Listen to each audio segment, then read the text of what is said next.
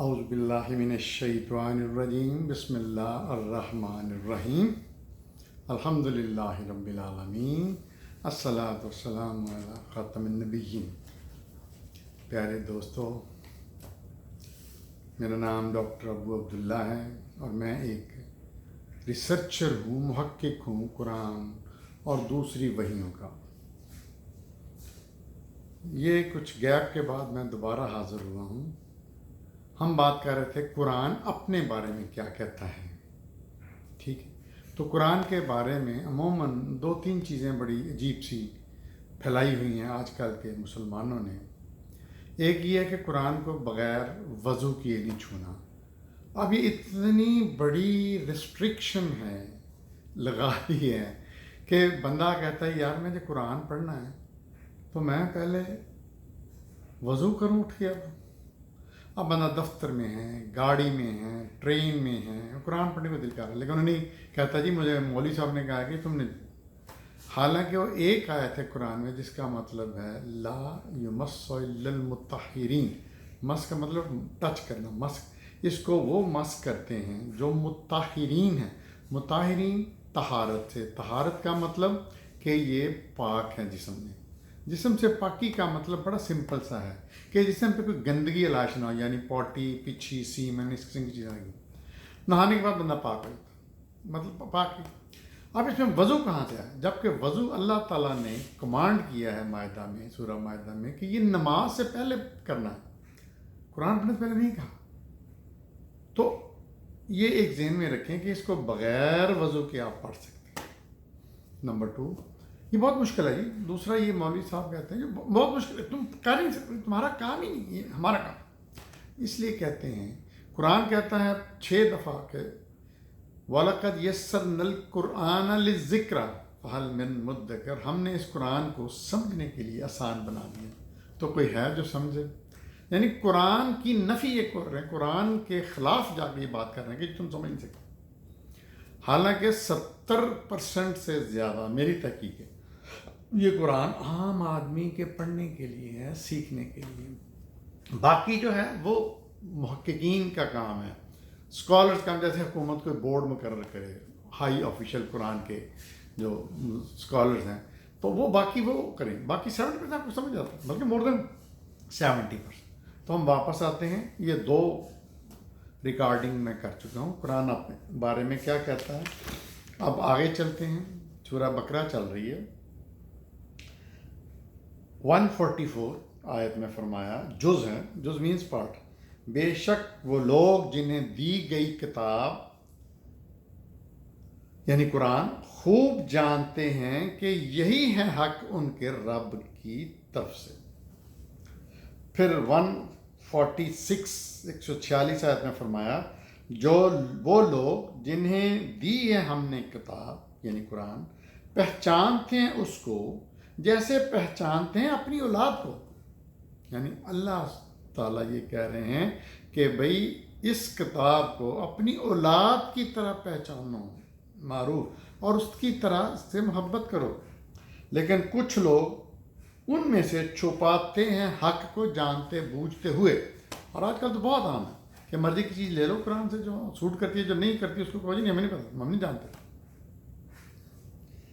کہ کچھ لوگ ان میں سے چھپاتے ہیں حق کو جانتے ہوئے کہ یہ حق ہے لیکن نہیں بتائیں گے۔ پھر 147 اگلی آیت، حق یہی ہے تیرے رب کی طرف سے، پس ہرگز نہ ہو جانا شک کرنے والوں میں سے۔ اللہ تعالیٰ انڈورس کر رہے ہیں کہ بھئی یہ حق ہے، تو تم کیسے شک کر سکتے ہو؟ اگلی آیت 151 151 بقرہ ہی چل رہی ہے، تم میں سے ایک رسول، یہ بہت زبردست آیت ہے، تم میں سے ایک رسول جو تمہیں میں سے ہے، یعنی تمہاری طرح کا انسان ہے، تمہارے قبیلے، تمہارے قریش تمہارے میں سے ہے، پڑھ کر سناتا ہے تمہیں ہماری آیات، یعنی جو آیات اس پہ نازل ہوئی ہیں وہ تمہیں پڑھ کر سناتا ہے، اور پاک کرتا ہے تم کو، یعنی تمہیں پاک کرتا ہے آیات پڑھا کے، تم کو اور تعلیم دیتا ہے تم کو کتاب اللہ کی اور حکمت کی. دو چیزیں, ایک کتاب اللہ قرآن اور دوسری حکمت وزڈم. یعنی ہم بات کریں گے کہ بے تحاشا باتیں حضور صلی اللہ علیہ وسلم کے ساتھ اٹیچ کر دی جاتی ہیں, نتھی کر کے ان کو حدیث بنا دیا جاتا ہے. اس میں سے ذرا حکمت نہیں ہوتی. ان لوگوں کو خوف نہیں آتا کہ یہ نبی پاک صلی اللہ علیہ وسلم جن کا کام حکمت کی تعلیم دینا ہے, یہ بے حکمی باتیں ان کے ساتھ ہم کیوں نتھی کر رہے ہیں, کیوں منسوخ کر رہے ہیں. لیکن یہ لوگ ڈرتے نہیں ہیں.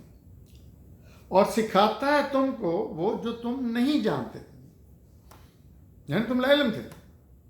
تو بات کرنے کا مقصد یہ کہ نبی کریم صلی اللہ علیہ وسلم کے بارے میں بڑی زبردست آیت ہے کہ وہ ایک تو کتاب اللہ کی تعلیم دیتے ہیں اور دوسرا حکمت کی.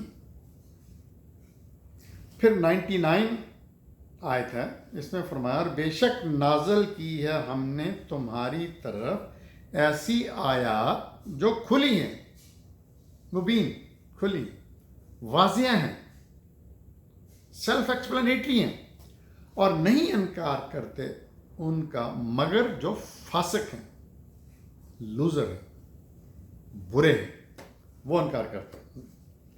105 نمبر آیت, نہیں پسند کرتے وہ لوگ جو کافر ہیں اہل کتاب میں سے. یہ دیکھیں میں اتنی آیتیں کوٹ کر رہا ہوں قرآن سے, ان میں سے مخاطب بے شک اہل کتاب ہوں, لیکن آج کل ہم لوگ ہی یہ لگتا ہے کہ ہمارے لیے ہی سارا کچھ ہی آیتیں سوٹ کرتی ہیں, اترتی ہیں.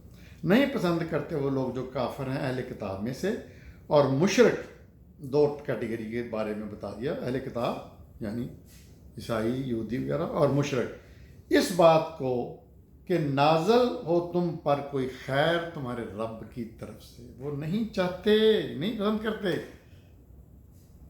حضور صلی اللہ علیہ وسلم سے خطاب ہے, یہ دونوں میں سے نہیں چاہتے کہ تم پر کوئی اللہ کی طرف سے خیر, بلائی, نیکی نازل ہو. لیکن اللہ تعالیٰ کہتے ہیں مگر اللہ خالص کر لیتا ہے اپنی رحمت کے ساتھ جس کو چاہتا. 121 نمبر آیت, وہ لوگ جن کو دیے ہم نے کتاب پڑھتے ہیں اسے ایسے جیسا کہ اس کے پڑھنے کا حق ہے, پوری لگن سے, پوری محبت سے وہ اس کو پڑھتے ہیں. وہ لوگ, وہی لوگ ایمان رکھتے ہیں اس پر, قرآن پر, اور جو کافر ہیں وہ تو نقصان اٹھانے والے ہیں. پھر 109 نمبر 159 159 نمبر آیت میں فرمایا, یہ بھی بڑی زبردست آیت ہے, ہمارے اوپر پوری اترتی ہے. بے شک جو لوگ چھپاتے ہیں ہمارے نازل کیے ہوئے واضح احکام